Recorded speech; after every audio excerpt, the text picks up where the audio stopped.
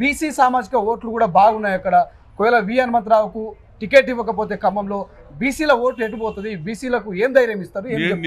నేను ఏం చెప్పలేను, ఎందుకంటే ఇవాళ ప్రతి ఒక్కరు కూడా, ఎందుకంటే రాహుల్ గాంధీ కన్యాకుమారి నుంచి కాశ్మీర్ వరకు నడిచిన తర్వాత ఆయనకు ఒక ఆలోచన వచ్చింది. రైతుల సమస్య, నిరుద్యోగుల సమస్య, అట్టడుగున ప్రజానీకం సమస్య తెలుసుకొని we come to the power, wheel conduct caste wise census అని. అంతటితో ఆగలే, 50% సీలింగ్ కూడా ఎత్తేస్తాడు. ఇవాళ కేంద్ర ప్రభుత్వంలో అఫీషియల్లో 90 మంది ఆఫీసర్లు ఉంటే 3 బీసీలు ఉన్నారని చెప్పాడు. ఎస్సీలు 7-8 మందే ఉన్నారు, ఎస్సీ ఎస్టీలు. అంటే ఆయనలో ఎలాంటి ఆలోచన వచ్చిందంటే, ఇందిరాగాంధీ మనమడుగా నేను ఏదన్నా చెయ్యాలి, అగ్ర కులాల్లో పుట్టిన పేదవాని గురించి ఆలోచన చేసే శక్తి ఆయనకు వచ్చింది. కాబట్టి బడుగు బలైన వర్గాలు ఆలోచన చేయాలని చెప్పగలుగుతారు. ఒక్క మాట, బీజేపీకి సంబంధించి ఏలేటి మహేశ్వర్ రెడ్డి ఒక మాట అంటున్నారు, మా ఎమ్మెల్యేలని టచ్ చేస్తే 48 గంటల్లో కాంగ్రెస్ ప్రభుత్వాన్ని కూలుస్తామంటున్నారు.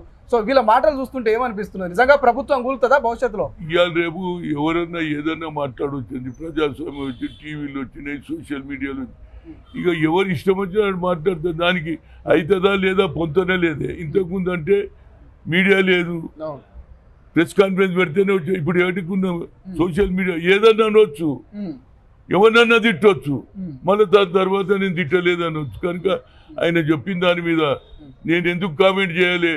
ప్రజాస్వామ్యం ఉన్నది. ఆయన మరి ఎట్లా 10 నిమిషాలలో, ఎందుకంటే కేంద్రంలో ఆయన బీజేపీ ప్రభుత్వం కూలగొడతాడనే ఆలోచన ఉండొచ్చు, కానీ అది జరగదు. ప్రజలు ఎన్నుకోబడినటువంటి ప్రజాస్వామ్యం, అంబేద్కర్ రాసిన రాజ్యాంగంలో ఇవన్నీ లేవు. తప్పనిసరిగా 5 ఏళ్ళు పరిపాలిస్తారు, అవసరమైన ఇంకా 5 ఏళ్ళు ప్రజలు మెచ్చుకొని 6 డిక్లరేషన్, సోనియా గాంధీ ఇచ్చిన డిక్లరేషన్ అమలై పేద ప్రజలకు న్యాయం జరిగితే తప్పనిసరిగా ఎక్స్టెన్షన్ కూడా ఇస్తారనేది నా ఉద్దేశం. ఒక మాటలో రేవంత్ రెడ్డి గురించి ఏం చెప్తారు? 120 రోజుల పరిపాలన, దాదాపు 4 నెలల పరిపాలనలో ఏమనిపిస్తుంది రేవంత్ రెడ్డి పరిపాలన? మీరు దగ్గర నుండి చూసిరు, బాగా సపోర్ట్ చేసిరు. చూడండి, 6 డిక్లరేషన్ చేయడానికి కష్టపడుతున్నాడు.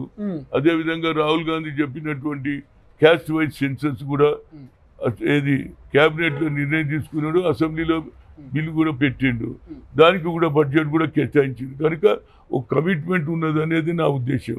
అదేవిధంగా ఆ డిక్లరేషన్ చేసే నోముతున్నది బాగానే. ఇప్పుడు ఎవరే కానీ ఒక 1-2 ఏళ్లలో తెలుస్తుంది, కానీ మళ్ళా కూడా ఈ 3 నెలల్లో 100 రోజుల పైననే ఉన్నాయన్నీ చేశాడు. బస్ ఫ్రీ కానీ, 200 ఎలక్ట్రిక్ పవర్ కానీ, అదేవిధంగా ఇవన్నీ కూడా చేస్తూ వస్తుండు. ఇక ముందు కూడా బాగా చేస్తాడు అనేది నా ఉద్దేశం. ఒక్క మాట, ఈ సికింద్రాబాద్ పార్లమెంట్కి సంబంధించి దానం నాగేందర్ను ఎంపీ అభ్యర్థిగా బరిలోకి దించారు. ఇవాళ విస్తృత స్థాయి సమావేశం ఉన్నది. మీ అభ్యర్థి గెలుస్తారా? ఎందుకంటే అక్కడ కిషన్ రెడ్డి ఉన్నాడు, ఇంకా టీఆర్ఎస్ నుంచి కూడా బలమైనటువంటి నాయకులు ఉన్నారు. చూడండి, కిషన్ రెడ్డి ఉండని, నరేంద్ర మోడీ ఉండని, వాళ్ళు ఏం పని చేయలే, అన్ని అబద్ధాలు చెప్పారు. 2 కోట్ల ఉద్యోగాలు అన్నారు, 15 లక్షలు బ్లాక్ మనీ తెచ్చిస్తున్నారు, పబ్లిక్ సెక్టర్లను ప్రైవేట్ చేసి అందులో కూడా రిజర్వేషన్ లేకుండా చేసిండు. పేద ప్రజలకు మాత్రం నరేంద్ర మోడీ ఏం చేయలేదు. ఎందుకంటే నేను 3 సార్లు పోయిన ఆయనది, ఒకసారి 40 మంది, ఒకసారి 64, ఒకసారి 80. ఆయన క్యాష్ వైజ్ సెన్సస్ చేయలే, మా స్పెషల్ మినిస్ట్రీ వంటి చేయలేమో జనాభా. అది రాహుల్ గాంధీ గుర్తుపట్టింది. కాబట్టి పేద ప్రజలందరూ కూడా ఈసారి రాహుల్ గాంధీకి వేస్తే బడుగు బలైన వర్గాలకు న్యాయం జరుగుతుంది అనేది ఆ కాన్సెప్ట్ నాకు సంతోషపడ్డది.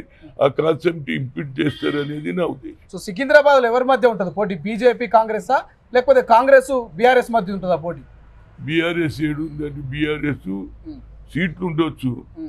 ఇక్కడ వాళ్ళది ఒకటే స్లోగన్ కదా, జై శ్రీరామ్, జై శ్రీరామ్, అయోధ్య అయోధ్య. మేమేమంటున్నాం? 6 డిక్లరేషన్ అంటున్నాం, బడుగు బలైన వర్గాలకు సాయం చేస్తామంటున్నాం, క్యాష్ వైజ్ సెన్సస్ చేస్తా అంటున్నాం, వాళ్ళకు ఏది ప్రమోషన్లో పెంచుతా అంటున్నాం, సీలింగ్ కూడా ఎత్తేస్తుంటే బడుగు బలైన వర్గాలు ఆలోచన చేయాలనేదే నా ఉద్దేశం. ఉంటుందా దానం నాగేందర్ మీ అభ్యర్థికి మీ ఫుల్ సపోర్ట్ ఉంటుందా? గెలిపిస్తారా? ఇప్పటి వరకు చేసే, ఇప్పుడు ఇలా పోతున్నా కదా ఆ మీటింగ్కే, నిన్న కూడా వచ్చిండు. మహాత్మా జ్యోతిరావు పూలేను అమలు చేస్తున్నటువంటి రాహుల్ గాంధీ ఆయన ఆలోచనను ఇంతకంటే ఏం కావాలి? ఒక బీసీకి ఇచ్చిండ్రు, తప్పనిసరిగా నేను శాయశక్తిలో కృషి చేసి గెలిపించడానికి ప్రయత్నం చేస్తాను. సార్ ఒక్క మాట, చివరి ఒక మాట, కారు ఖాళీ అవుతున్నది, కాంగ్రెస్లోకి వస్తున్నారు. సో కేవలం కారులో ఉన్నటువంటి ఎమ్మెల్యేలని భయపెట్టే కాంగ్రెస్లో చేర్చుకుంటున్నారు అంటున్నారు కొంతమంది నాయకులు. నిజంగా భయపెడుతున్నారా మీరు? భయపెట్టడం కాదే, యువన్ పంచాయతీ అనుకున్నది, అప్పుడు చేసిన పాపాలని దుడుచుకోవడానికి వస్తున్నారు. అది చెప్పగలుగుతా. హలో, ఎవరి ఇష్టంతో రాడే, వానికి బాధలు ఉన్నాయి. ఈడొచ్చి మళ్ళీ ఎంక్వైరీ చేస్తే మళ్ళీ కొన్ని పాత కేసులు ఉన్నాయి కదా, వాళ్ళందరూ వస్తున్నారు.